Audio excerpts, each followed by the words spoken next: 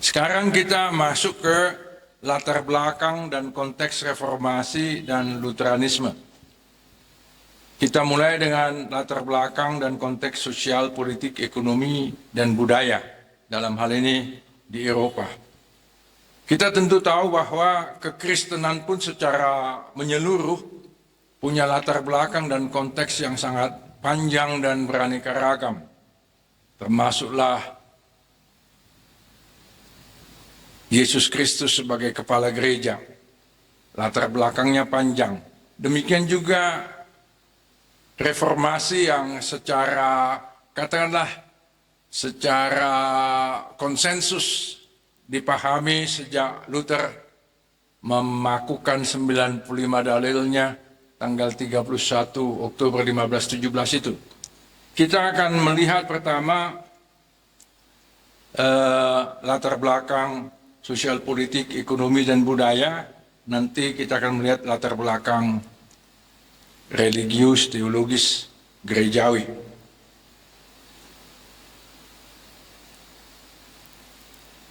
Latar belakang dan konteks Luther maupun reformasi pada umumnya itu sangat rumit. Kalau kita mau lacak sampai ke belakang, tentu sampai ke zamannya Tuhan Yesus ya. Tapi paling tidak itu kita temukan di masa yang disebut akhir abad-abad pertengahan. Kita tahu abad-abad pertengahan itu panjang 10 abad. Abad ke-6 sampai 15. Dan nanti juga kita akan lihat bahwa reformasi itu tidak satu macam. Bukan hanya yang dicanangkan oleh Luther maupun yang kira-kira sepaham dengan dia, termasuk Calvin, tapi ada juga nanti reformasi radikal yang nanti melahirkan kaum Anabaptis dan sebagainya. Ada reformasi di kalangan Katolik yang tadi sudah kita lihat disebut kontra-reformasi, tapi kemudian disebut juga sebagai reformasi dari dalam. Lalu ada juga di Inggris, di lingkungan gereja Anglikan. Kita tentu tidak sampai ke Inggris penjelajahannya, walaupun mungkin di sana-sini nanti kita singgung juga, seperti misalnya John Wycliffe, salah seorang pelopor atau perintis reformasi. Kita akan mulai melihat latar belakang ini dari situasi politik, termasuklah keberadaan negara-negara di Eropa. Sampai awal abad ke-5, Eropa ini sebagian besar masih berada di bawah katakanlah satu kekuasaan, imperium, Kekaisaran Romawi. Kita tentu ingat kaisarnya macam-macam ya, mulai dari Julius Caesar, Augustus, dan seterusnya, Konstantinus. Tapi sepeninggal Konstantinus Agung, kemudian Kekaisaran Romawi pecah. Ada Romawi Barat, ada Romawi Timur. Romawi Barat itu sudah runtuh pada lebih kurang tahun 410, sedangkan yang di timur tahun 1453. Kalau yang di barat itu antara lain karena serangan suku-suku atau bangsa-bangsa lain yang membebaskan Eropa Barat dari kekuasaan Romawi. Tapi yang menarik yang di barat ini, Kekaisaran Romawi Barat itu kemudian diberi nama Holy Roman Empire. Itu seakan-akan dia adalah Kekaisaran Romawi, tapi sebenarnya itu adalah istilah untuk Jerman Raya. Itu terutama nama ini atau istilah ini digunakan sejak Raja Jerman Otto pertama dimahkotai oleh Paus di Roma, dan itu berlangsung terus sampai awal abad ke-19. Dengan menggunakan nama ini, Kekaisaran Jerman Raya yang disebut juga Kekaisaran Holy Roman atau Romawi Suci itu, ada kaisarnya tetapi di bawah kekuasaan paus atau di bawah kendali paus. Sehingga dia sebenarnya hanya semacam pelaksana atau kaki tangannya paus. Lalu di dalam Kekaisaran Jerman Raya atau Holy Roman Empire ini ada beberapa kerajaan yang masing-masing punya raja. Salah satu nanti itu kita lihat di daerah atau wilayah Saxon atau Saxony, itu ada raja wilayah yang bernama Frederick, kadang-kadang disebut Frederick yang bijaksana, Frederick the Wise. Nanti ini akan banyak berperan membackup atau melindungi Martin Luther di tengah-tengah perjuangannya.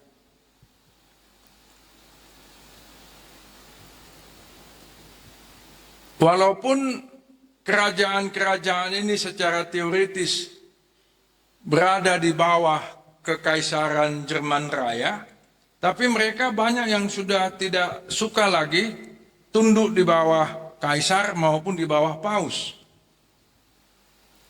Apalagi kan mereka ini kewajibannya menyetor dana, uang, hasil pemungutan pajak yang dikhususkan untuk kaisar maupun paus.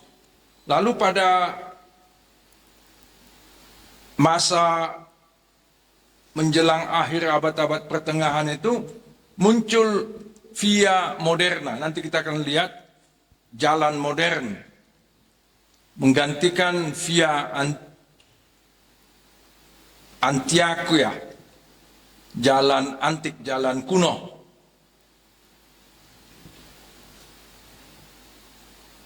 Pada masa menjelang akhir abad-abad pertengahan ini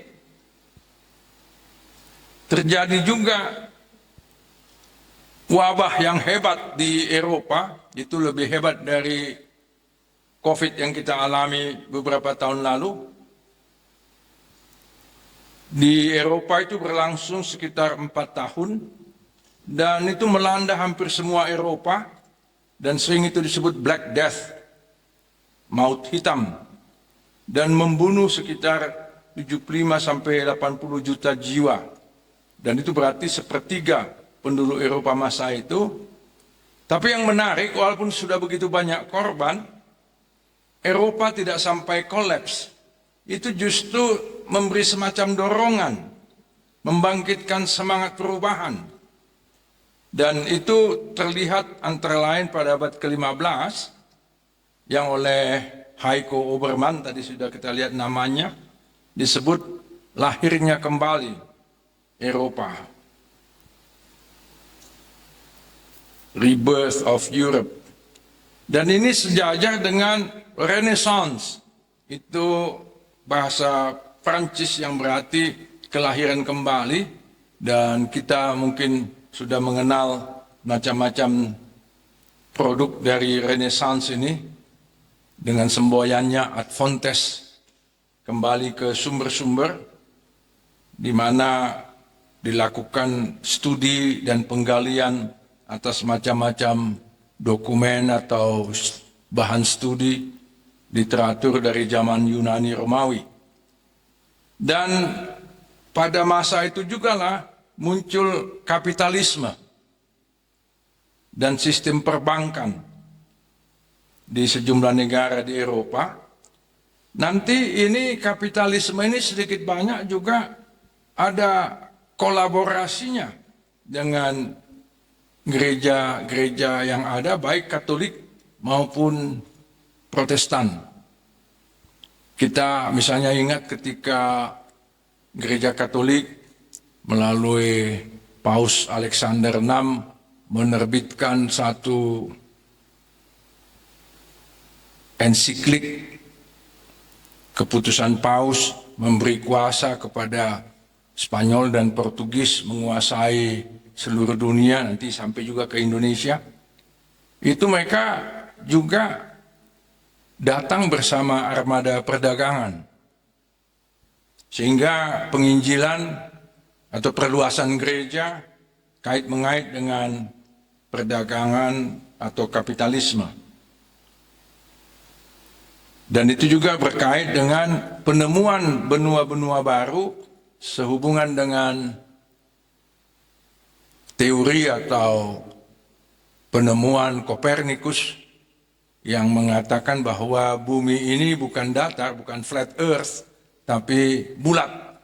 Maka dilakukanlah ekspedisi ke arah barat, Christophorus Columbus menemukan benua Amerika, ke timur menemukan Afrika Selatan, sampai ke India, sampai ke Pasifik oleh Vasco da Gama dan seterusnya. Nanti Belanda ketika menggantikan Portugis, termasuk di Indonesia, juga akan mengembangkan kapitalisme itu. Lalu nanti Max Weber dalam bukunya The Protestant Ethic and the Spirit of Capitalism, dia katakan justru kapitalisme itu didasarkan pada etika Protestan, terutama Luther dan Calvin.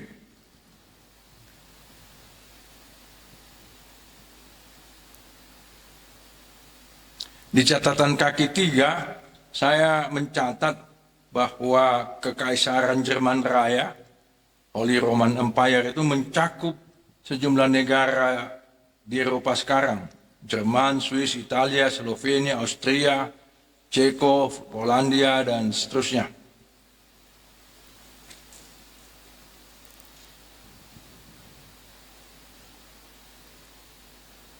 Nah, tadi kita sudah singgung tentang via moderna, jalan modern.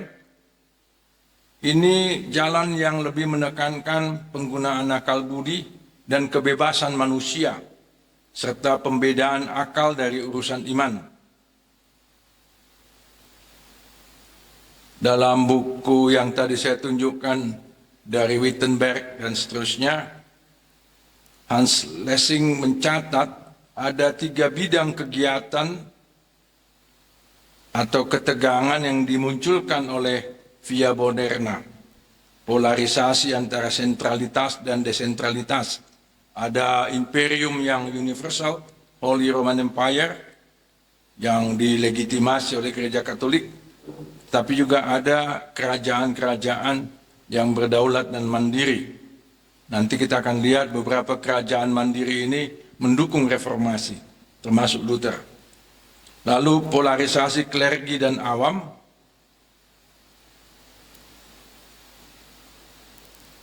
Ada semangat untuk, katakanlah, egalitarianisme, menyetarakan awam dengan klergi atau kaum klerus, kaum rohaniwan, dan itu sejajar dengan pembebasan dari kuasa resmi gereja, dalam hal ini Gereja Katolik. Nanti kita akan lihat Martin Luther, salah satu yang dia canangkan lewat gerakan reformasi yang dia pimpin adalah imamat am orang percaya. Kalau dalam bahasa Batak itu hamalimon hatopannya karena prosea. Ini tidak lepas dari perkembangan via moderna ini. Semangat kesetaraan antara awam dan rohaniwan. Walaupun misalnya diaculah beberapa nas Alkitab, 1 Petrus 2 ayat 5 dan 9, tapi sebenarnya akarnya itu justru di tengah-tengah proses yang terjadi meninggalkan via antiqua menuju ke via moderna. Lalu juga ada polarisasi atau pengutupan, ketegangan yang bersifat internal di dalam gereja yang ada waktu itu, masih Gereja Katolik ya. Apakah manusia yang beriman kepada Kristus bisa langsung berurusan dengan Allah atau harus melalui ritual-ritual gereja? Nanti kita akan lihat itu di bagian kedua dari latar belakang dan konteks. Masih berkait dengan kebangkitan dan lahirnya Eropa sejak abad ke-15 itu, di Eropa berlangsung juga urbanisasi, proses berpindahnya masyarakat dari wilayah atau kawasan pertanian rural ke perkotaan. Semakin banyak penduduk pindah dan bermukim di kota-kota. Rakyat miskin di perdesaan membenci gereja karena gereja memungut pajak yang sangat tinggi dari rakyat dan terutama dari petani-petani kecil. Satu ketika saya diundang ke Silangit, bukan ke Silangit mungkin, ke Sipoholon. Ada acara membangkitkanlah kembali semangat HKBP di bidang pendidikan. Hadir waktu itu misalnya Ibu Devi Panjaitan Boru Simatupang, istrinya Pak LBP, Luhut Bicar Panjaitan. Kan beliau ketua bidang pendidikannya HKBP. Lalu beliau meminta saya untuk membangkitkan semangat HKBP di bidang pendidikan. Saya bilang pada beliau, saya tidak berkompeten, tidak mampu melakukan itu. Saya hanya bisa mengingatkan HKBP bahwa HKBP mewarisi begitu banyak lembaga pendidikan yang kemudian diabaikan. Ada dulu satu sekolah yang sangat bagus di Narumonda. Narumonda itu dekat Porsea ya. Ya, itu lebih kurang setara mutunya itu dengan yang di Tarutung, yang kemudian menjadi Ngulo, sekolah Belanda pada tingkat SMP. Tapi kemudian itu diterlantarkan, tidak diurus, lalu satu ketika jadi SMP swasta, bukan HKBP, dan kemudian entah masih ada atau tidak. Nah, tapi jelas di sini bahwa masyarakat Eropa menjelang reformasi mulai memberikan perhatian yang besar terhadap pendidikan, terutama pendidikan tinggi, dan itu nanti diserap oleh gerakan reformasi.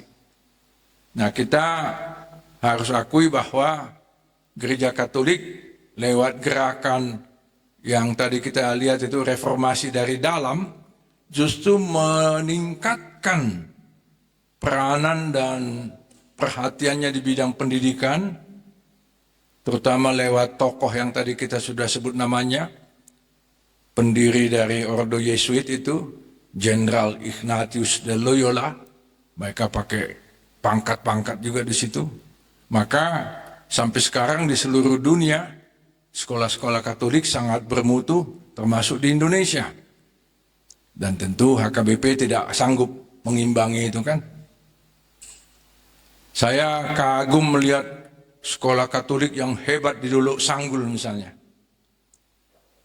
Tidak ada sekolah HKBP yang setara dengan itu di Duluk Sanggul. Apalagi kalau kita ke Siantar ini ataupun ke Medan. Saya nggak tahu di Padang Sidempuan ada nggak sekolah Katolik yang bagus. Siapa tadi kawan kita dari KPA? Pak Pane, mana Pak Pane? Ada di Sidempuan sekolah Katolik yang bagus? Ada. Kalau sekolahnya GKPA?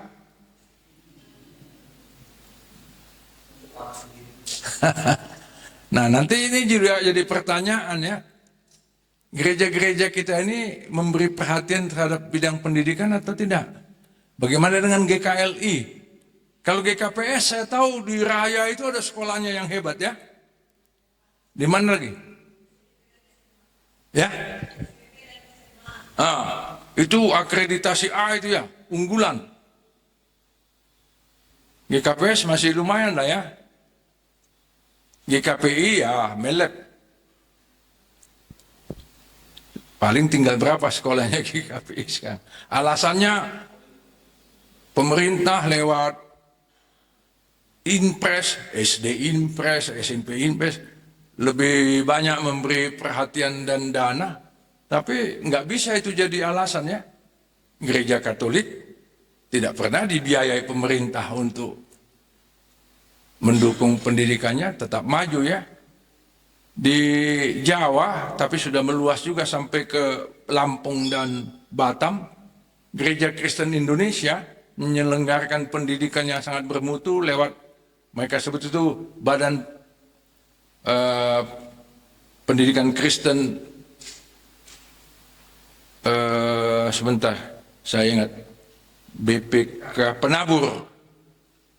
Itu BPK Penaburnya GKI itu hampir dalam setiap kompetisi olimpiade fisika, matematika, dan sebagainya, mereka selalu jadi juara. Tidak bisa kita jadi beralasan karena pemerintah sudah melakukan ini itu, gereja tidak perlu. Justru salah satu barisan reformasi adalah pendidikan ini.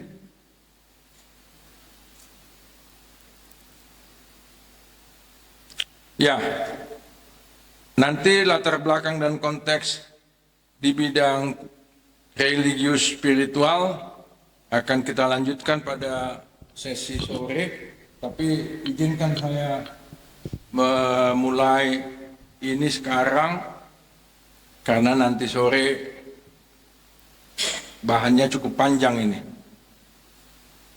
Jadi saya mau mulai latar belakang di bidang religius spiritual ini dengan mencatat bahwa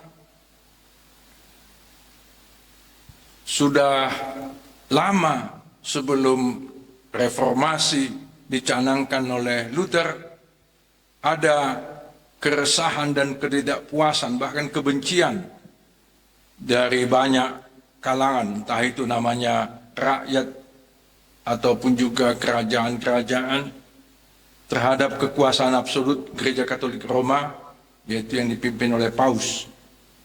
Termasuklah gaya hidup dan perilaku para pejabat gereja bawahan Paus dan kerinduan mereka untuk merdeka.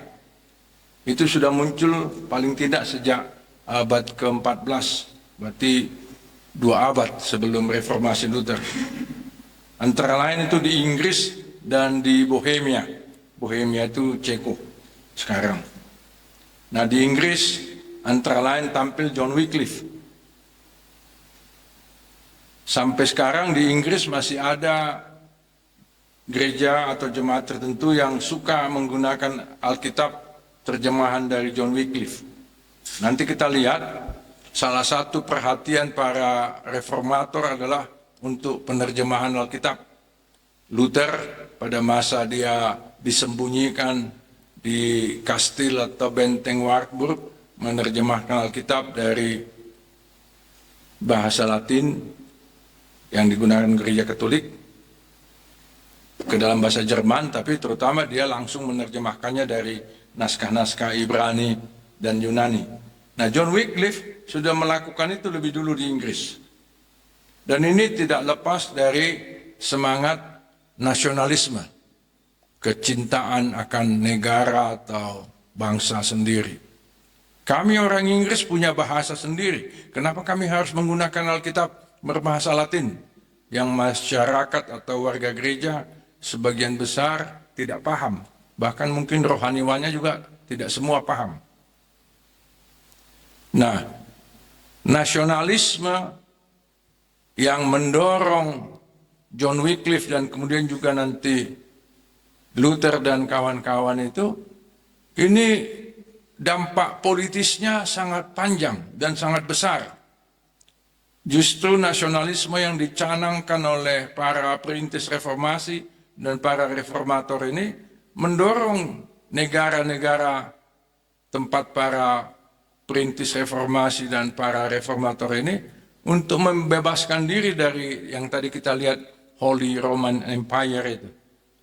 Dan itulah yang lebih lanjut di Jerman nanti menghasilkan nasionalisme yang sangat fanatik, yang puncaknya itu pada zaman Hitler, nasionalisme sosialisme Nazi.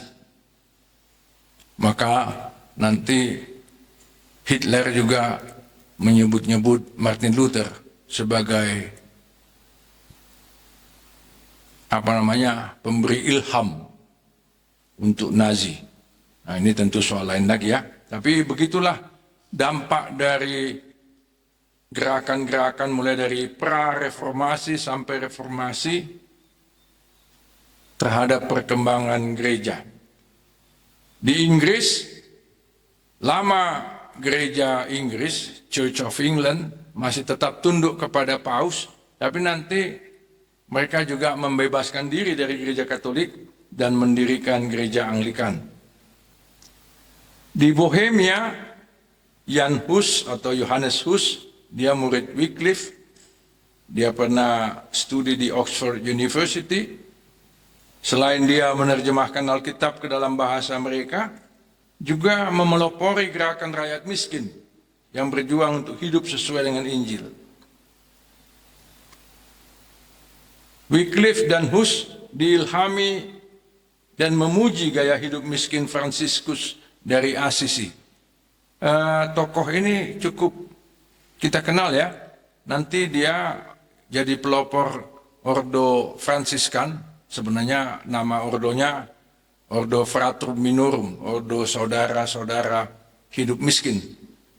Tapi karena yang memelopori ordo itu adalah Fransiskus dari Assisi, makanya lebih suka orang menyebutnya Ordo Fransiskan. Saya satu ketika membaca di majalah Immanuelnya HKBP doa Fransiskus dari Assisi. Kawan-kawan semua kenal doanya itu ya. Ya Tuhan, jadikanlah kami sebagai alat dengan alat damai sejahtera-Mu. Di dalam kebencian dan permusuhan kami membawa cinta kasih dan seterusnya. Dalam hati saya, HKBP juga sangat menghormati dan ikut mendapat berkat lewat Fransiskus dari Assisi. Mungkin kawan-kawan di sini waktu itu belum jadi pendeta ya. Ini majalah Immanuel kira-kira tahun 1990-an. Kawan-kawan HKBP tahu ya, kapan terbit majalah Immanuel?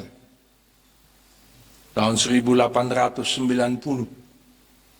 Jadi sudah 130 sekian tahun umurnya ya. Mulai dari belum stensil itu, digosok-gosok lah itu, pakai ayaan, tinta. Itu menarik itu. Yang memelopori majalah Immanuel ini justru seorang guru yang berdinas di RMG, tapi dia orang Belanda, Jacobus Meerwaldt. Nah, jadi ini contoh tentang bagaimana reformasi itu sudah mendapat inspirasi juga dari kalangan tertentu di gereja Katolik, tapi bukan dari paus tentu, justru reformasi melawan paus. Di lingkungan gereja Katolik sudah ada beberapa, katakanlah, kelompok atau beberapa segmen yang juga tidak suka dengan gaya hidup para pemuka gereja Katolik, tapi tidak sampai meninggalkan gereja Katolik. Mereka lebih suka menjalani hidup miskin karena mereka anggap bahwa para rasul juga demikian.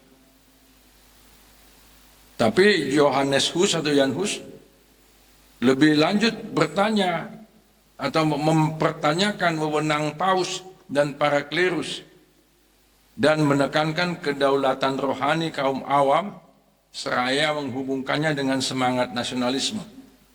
Nah, ini semua kalau kita pelajari nanti tulisan-tulisan dan kiprah atau tindakan Luther, ini sangat banyak menginspirasi tentang wewenang paus yang ditentang oleh Luther, tentang kedaulatan kaum awam atau warga gereja dalam rangka imamat orang percaya tadi, dan juga tentang semangat nasionalisme. Apa yang terjadi dengan para perintis reformasi ini? Mereka justru dihukum mati.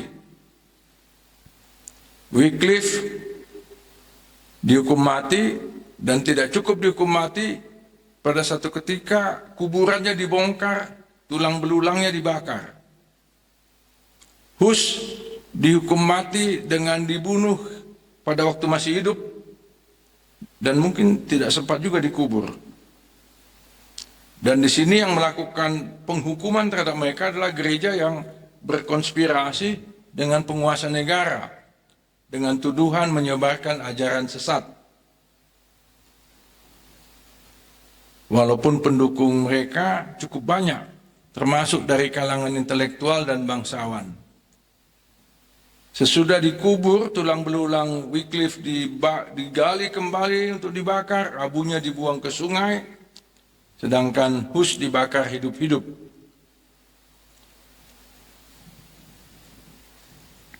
Sebagian sejarawan gereja menilai pada masa Wycliffe dan Hus situasi belum kondusif, belum matang untuk melancarkan reformasi. Tapi kemudian mereka juga disebut atau dijuluki Morning Star of Reformation, bintang pagi reformasi. Bahkan juga proto-protestan. Bahkan ada yang memahami apa yang mereka lakukan sebagai reformasi gelombang pertama di antara sedikitnya 4 gelombang versi reformasi. Nah, ngomong-ngomong tentang tuduhan terhadap Wycliffe dan Hus sebagai penyebar ajaran sesat, kita tahu bahwa sudah sejak gereja mula-mula soal ini muncul. Gereja melalui pemimpinnya, bahkan para rasul, mencap ini itu sesat. Tetapi tidak sampai melakukan pembunuhan terhadap pengikut tokoh yang mereka cap sesat itu. Apalagi karena ketika itu gereja sendiri masih dalam keadaan tertindas. Cap sesat ini kan terus-menerus berulang kita lihat muncul di gereja. Ini sesat, itu sesat. Di Konsili Nisea 325, Arius dicap sesat karena tidak menerima doktrin Trinitas. Di Konsili Kalsedon 451, bahkan sebelumnya di Konsili Efesus 431, Nestorius dianggap sesat karena terlalu menekankan dimensi atau aspek kemanusiaan Yesus, kurang menekankan keilahiannya, dan sebagainya. Nanti cap-cap sesat ini dituduhkan kepada para pelopor reformasi, termasuk kepada Luther dan Calvin, Zwingli juga. Tetapi yang menarik, para reformator ini sendiri pun nanti pada gilirannya ikut mencap kalangan tertentu sebagai sesat. Luther mencap pemberontakan petani yang didukung oleh reformasi radikal sesat. Nanti Calvin mencap ada seorang tokoh di Swiss yang dianggap tidak mendukung ajaran gereja juga sesat. Lalu ini Servetus namanya, dibunuh juga. Nah, di gereja-gereja kita di Indonesia, termasuk yang mengaku gereja Lutheran, semangat mempersesat pihak lain ini tinggi. Coba kawan-kawan HKBP lihat konvensi HKBP 1951. Berapa banyak aliran sesat di situ disebut.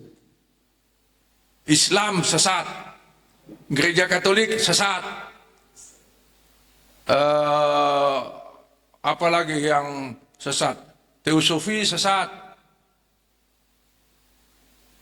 Pentakostal yang disebut Natonditondion sesat, Adventis sesat.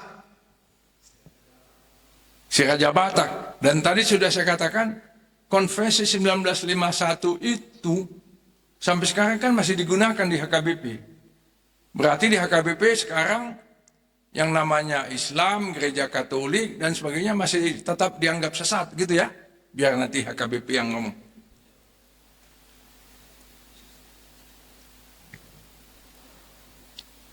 Nah, ada lagi tokoh-tokoh tertentu yang dicatat oleh para sejarawan reformasi yang dianggap ikut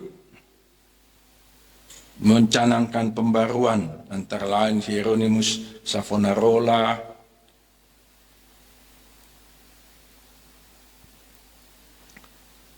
lalu yang tak kalah pentingnya adalah paham dan gerakan humanisme yang antara lain dicanangkan oleh Desiderius Erasmus dari Rotterdam. Pada awalnya Erasmus bekerja sama dengan atau saling mendukung dengan Luther, tapi belakangan mereka berpisah.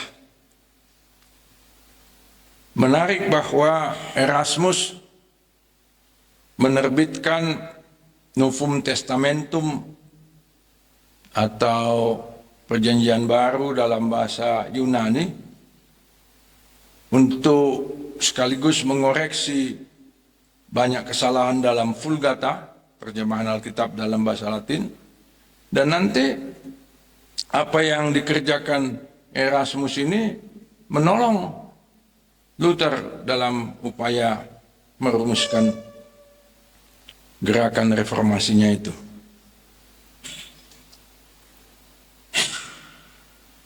Nah, selain itu ada lagi semangat mistisisme Kristen. Mistisisme di sini tentu bukan berarti santet atau kuasa kejahatan.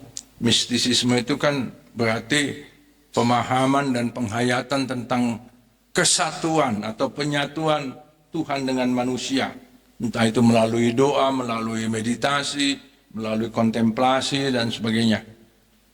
Ada sejumlah tokoh yang sangat dihargai oleh para reformator, antara lain Meister Eckhart atau Johann Eckhart dari Ordo Dominican, Bernard dari Clairvaux, lalu juga Persaudaraan Hidup Bersahaja yang antara lain tokohnya Thomas A. Kempis yang menulis buku Imitatio Christi.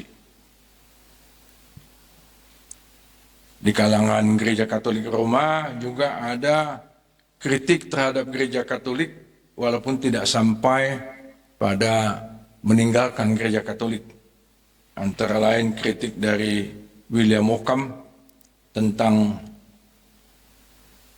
perjamuan kudus yang oleh kalangan Katolik dipahami sebagai transsubstansiasi, berubahnya substansi roti dan anggur menjadi tubuh dan darah Kristus ketika imam mengucapkan formula perjamuan kudus, inilah tubuhku, inilah darahku, dan seterusnya.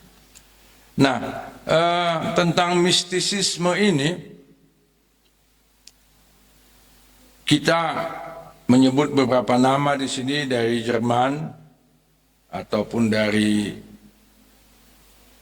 Inggris, tetapi ini juga menjadi salah satu,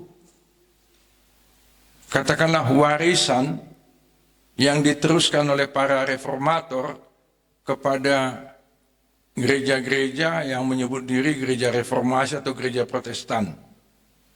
Karena itu nanti kawan-kawan bisa mengemukakan apakah semangat mistisisme ini juga ada di gereja kalian. Mistisisme ini tidak hanya ada di Eropa, tokoh-tokoh mistik ini, tapi juga di Asia. Kalau di Jepang kita mengenal Toyohiko Kagawa, yang juga tokoh yang pernah mengunjungi HKBP, lalu ada tulisan tentang Toyohiko Kagawa juga di Immanuel.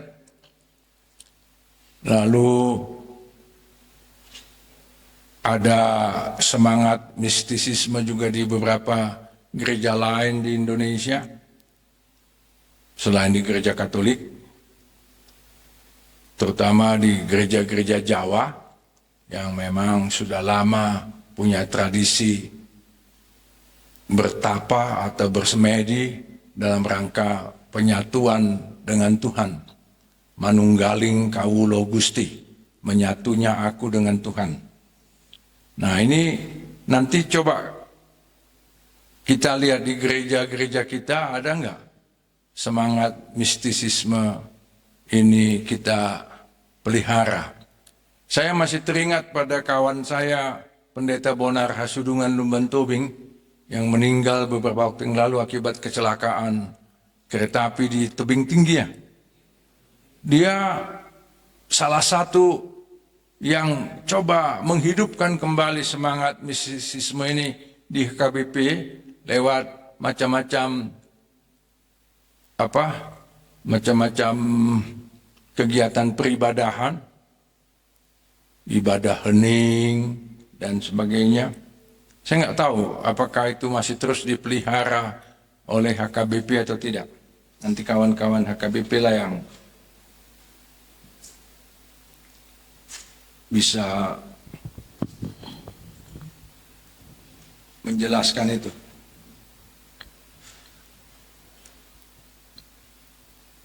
Nah, saya berhenti di sini, nanti kita akan lanjutkan supaya ada waktu bagi kita untuk sharing sekaligus memikirkan apa yang akan kita tulis nanti.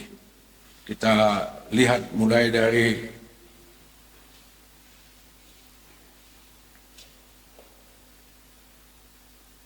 upaya penerjemahan Alkitab, bangkitnya semangat nasionalisme, lalu tadi soal pendidikan. Saya tadi ditanya oleh kawan dari HKI ya, yang bertanya kepada saya, Pendeta Silitonga ya, apakah bisa membahas kalau saya menulis disertasi pengaruh Lutheran dalam HKI. Saya bilang saya nggak tahu sejauh mana HKI ini Lutheran. Yang saya tahu dia didorong oleh semangat nasionalisme. Makanya dia sejak tahun 1946 menggunakan nama HKI. Dulu kan HCB, Huria Kristen Batak. Tapi toh itu juga nasionalisme Batak lah ya, memisahkan diri tahun 1927 dari HKBP.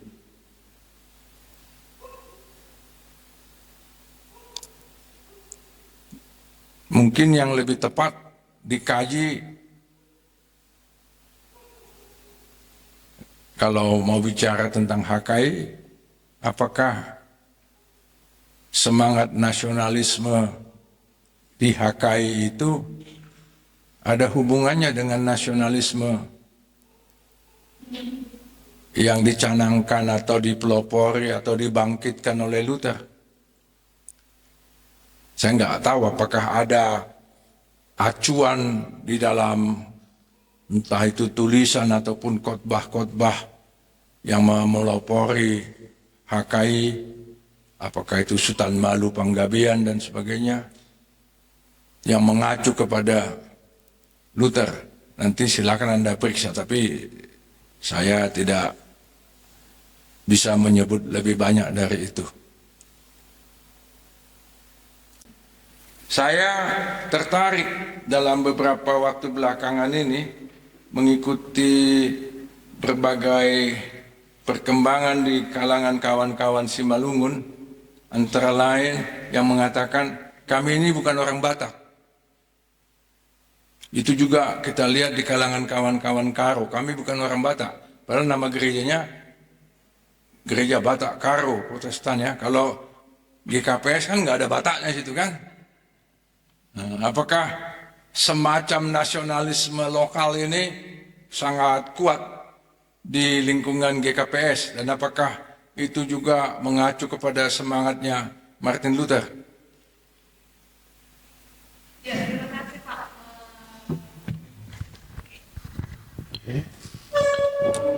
Semangat nasionalisme daerah, ya kalau saya melihat justru ketika Simalungun tidak mengatakan dia Batak, justru disitulah kekurangannya.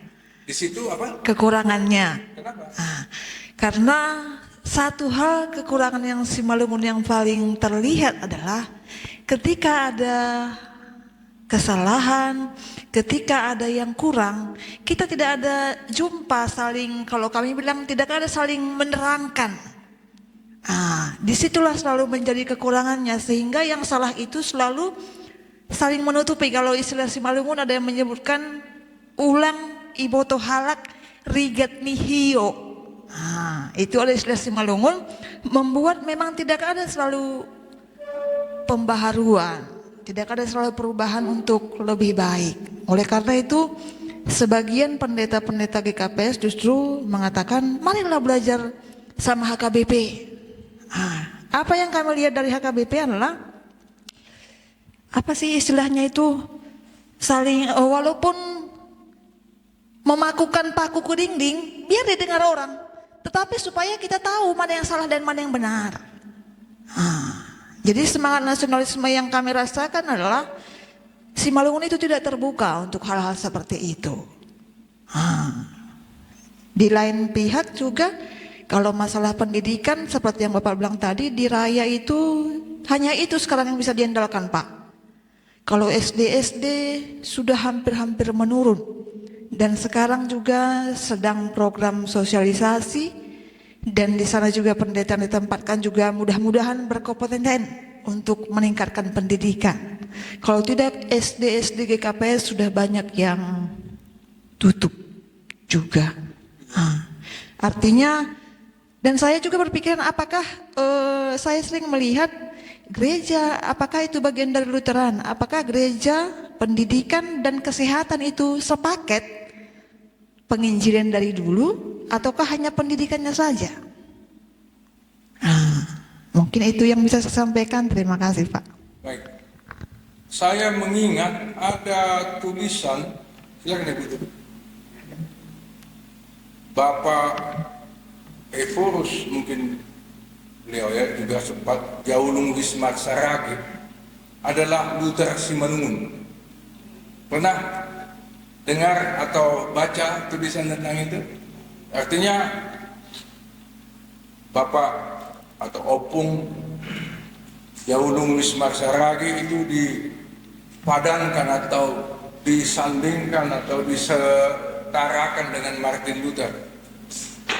Itu kan berarti pengakuan bahwa semangat reformasinya Martin Luther sangat hidup di kalangan Simalungun, mulai dari penerjemahan Alkitab ke bahasa Simalungun, itu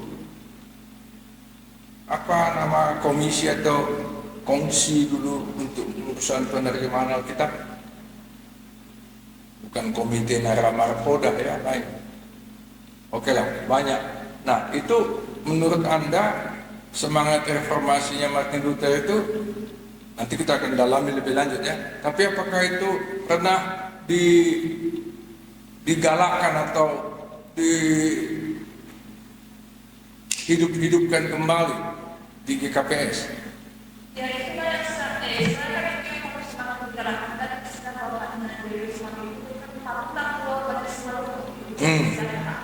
Tarutan dua pada Simalungun dan itu yang mau kita kembali. Dan sudah hidup kembali.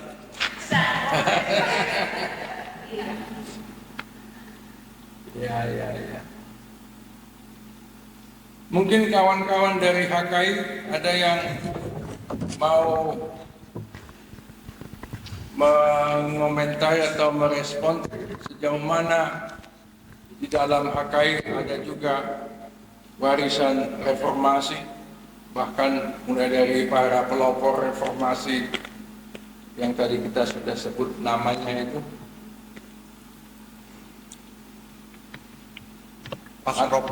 Atau HKI sebenarnya tidak terlalu memberi perhatian pada reformasi termasuk Luther.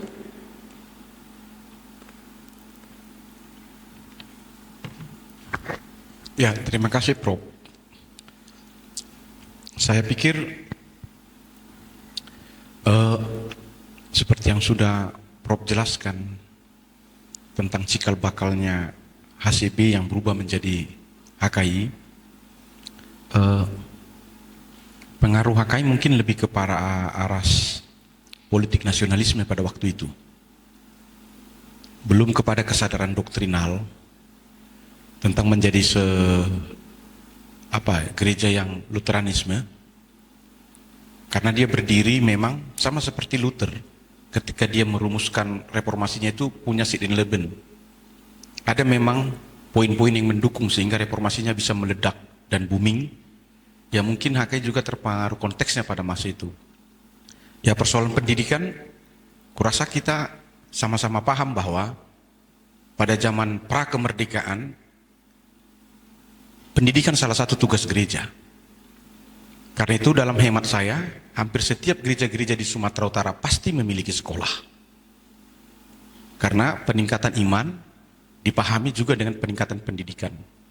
Tapi HKI tergerus dengan politik zaman, apalagi ketika pemerintah mengambil alih pendidikan dengan program-program yang luar biasa, sehingga seolah-olah HKI berpikir bahwa pendidikan itu bukan lagi urusan gereja, itu urusan pemerintah, termasuk medis atau kesehatan. Yang pada waktu itu adalah cikal bakal bahwa kesehatan itu tanggung jawab gereja. Tapi sekarang paradigmanya sudah berubah, Prof. Seolah-olah itu urusan pemerintah. Akhirnya urusan gereja apa? Ini hanya soal khotbah saja, soal sorga saja. Nah, mungkin sejarah HKI kehilangan makna praksisnya, Prof. Ini yang menjadi sebuah refleksi bagi kami dari keterangan yang risalah atau wacana yang Prof bagikan tadi, untuk berefleksi lebih dalam, seluteren apakah HKI? Apakah itu karena hanya persoalan warisan? Apa itu di persoalan ajaran? Itu tadi kenapa saya bertanya pada Prof. Apakah satu keniscayaan jika saya menggali sebuah judul Identitas Lutheran Huria Kristen Indonesia menurut sejarah dan tradisinya? Lalu Prof bilang mungkin kajianmu itu absurd ya, atau abstrak karena persoalan sumber, dan sedangkan HKI sendiri nggak punya dasar-dasar untuk menatakan dirinya Lutheran karena dia lebih berafiliasi kepada konteks sosial dan politik pada masa itu, atau lebih bisa dibilang mungkin semacam gerakan ormas pada waktu itu, atau gerakan kemasyarakatan yang menuntut job standing atau kemandirian. Itu yang mungkin Prof yang bisa saya sampaikan. Terima kasih Prof. Ya itu Anda pikirkan lebih lanjut lah ya. Sebab kalau kita sudah sampai pada tahap penulisan disertasi, kita mengandalkan sumber-sumber primer. Tidak bisa lagi ninna-ninna. Kita harus bisa membuktikan bahwa itu secara eksplisit ada dalam entah dokumen atau tulisan dari gereja yang bersangkutan, dalam hal ini HKI. Silakan pikirkan lebih lanjut. Tapi ada satu hal yang tadi sudah saya singgung, nanti akan kita dalami lebih lanjut, hubungan para reformator dengan penguasa. Tadi kita sudah lihat pada zaman Holy Roman Empire-nya Kekaisaran Jerman Raya itu, gereja praktis menyatu dengan negara.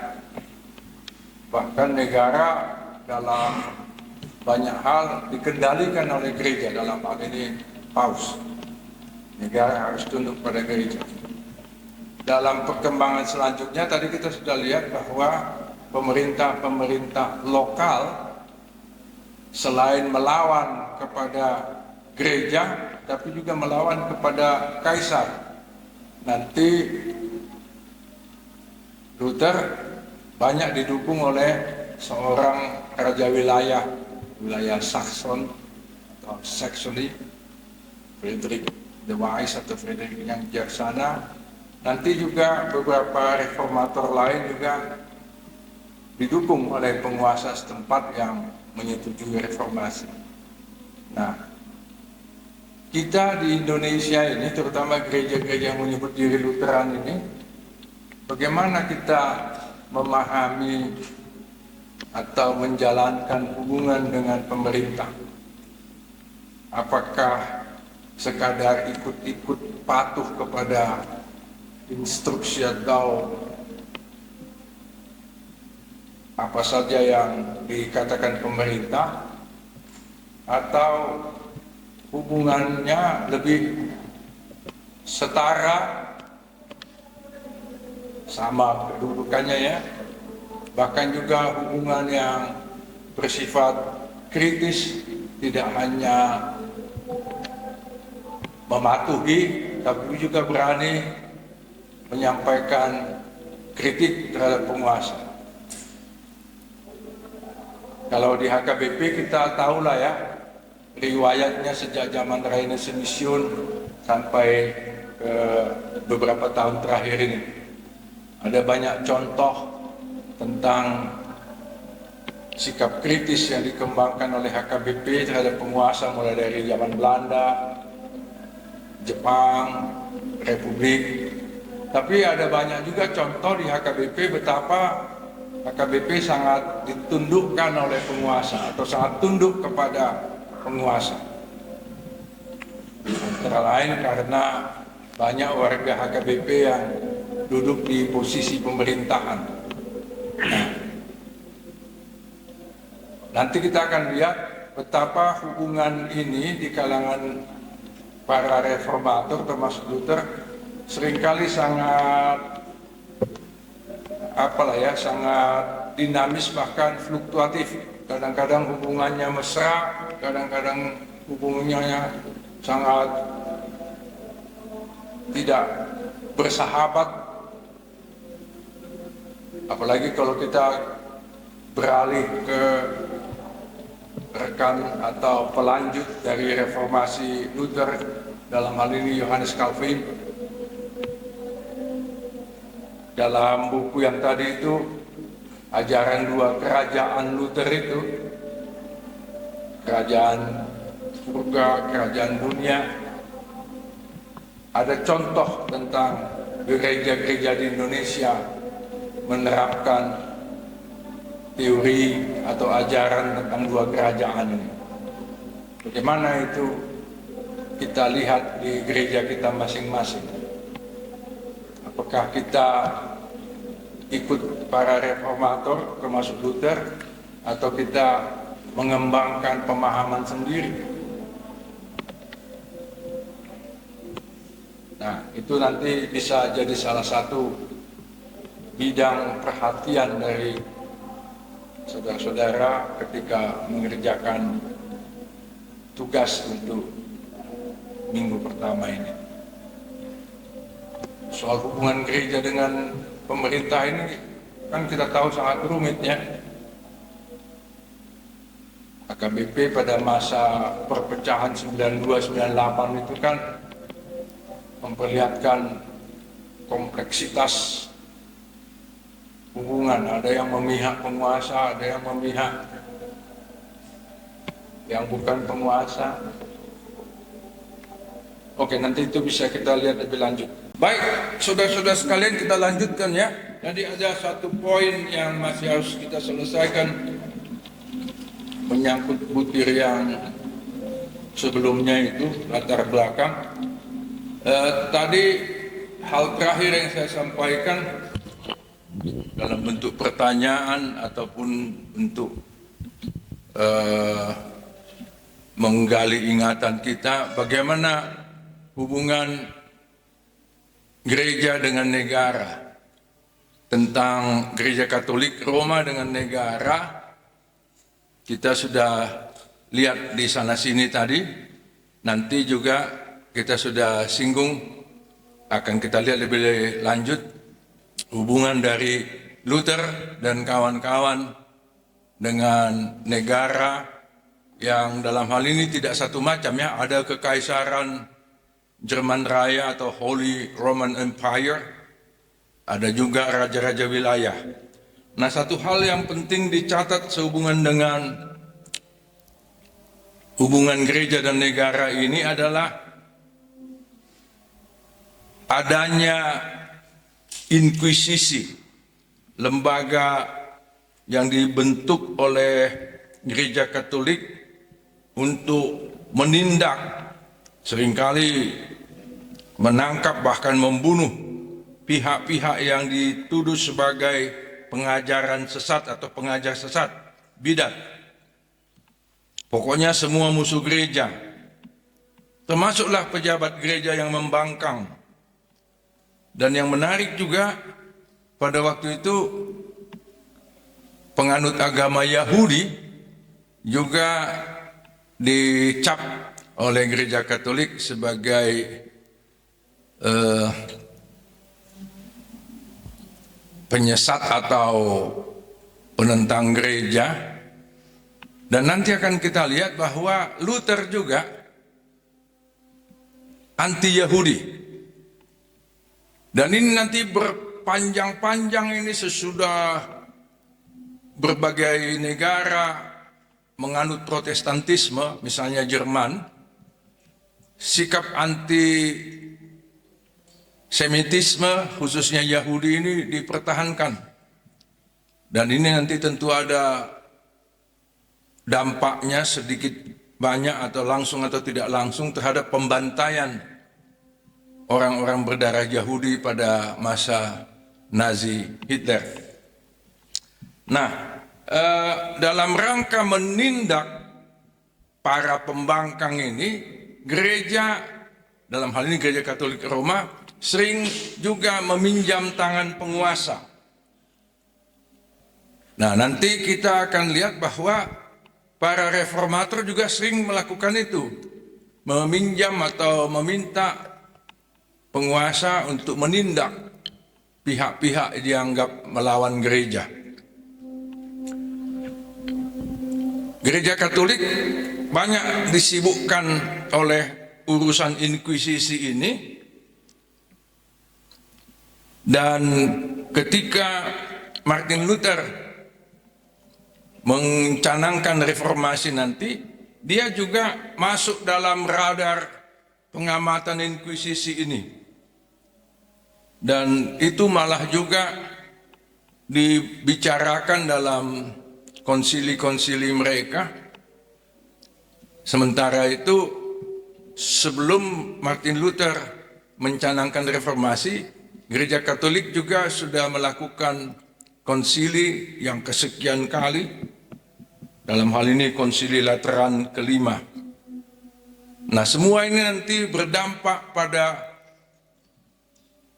hubungan Luther sebagai reformator dengan negara maupun para pengikutnya.